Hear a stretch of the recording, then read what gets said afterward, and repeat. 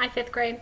This is Wednesday, March 25th, and it is your first day back into social studies. So I wanted to just review a real quick bit about social studies and what we talked about.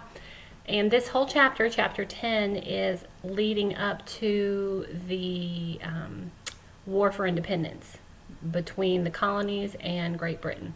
So some of the things that we've talked about already are the French and Indian War. The French and Indian War, remember, it was France and many Indian tribes versus the colonies and like the Iroquois tribe. And they battled over a piece of land. Do you remember what that was? The Ohio River Valley, right? It was fertile. It was they could link it to the Mississippi. They could get to the Mississippi quickly. There was a lot of fur trade there, so they were wanting that land. So, long story short, they did. Great Britain did win the war. George Washington came to the forefront during that war as a very popular, strong figure for the colonies. And because of that, Great Britain got a large piece of land. France lost. Great Britain got a large piece of land. They also got a lot of debt that came to them from that. So they, the next thing that we talked about was the Proclamation of 1763. And if you remember, the colonists started moving west to the Appalachians, over the Appalachians.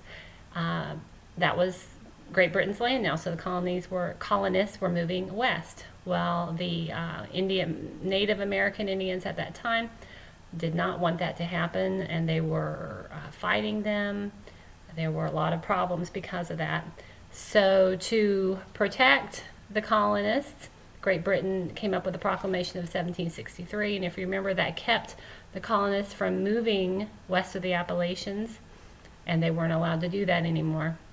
It angered the colonists quite a bit, and they felt like, why did we even fight in that war if we can't live where we want on this land? So those were a couple things that led up to the War for Independence. The other thing we talked about was the Quartering Act, if you remember the Quartering Act.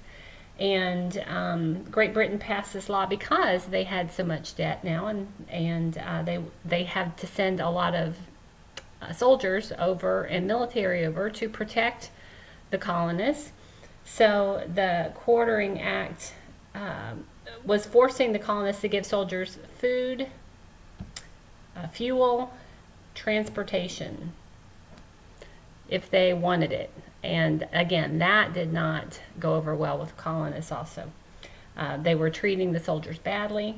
So this angered the colonists. These are the three things we've talked about that are leading up to the Revolutionary War. So this week, you guys are going to be reading about the Stamp Act, watching a video on that. Again, that was a big thing, and again, angered the colonists. And I think you will find that to be interesting. Okay? And then we start talking about some, I think it's Jake, it keeps on talking about the Boston Tea Party. So you'll finally get to read about that next week. Okay, guys, enjoy your week.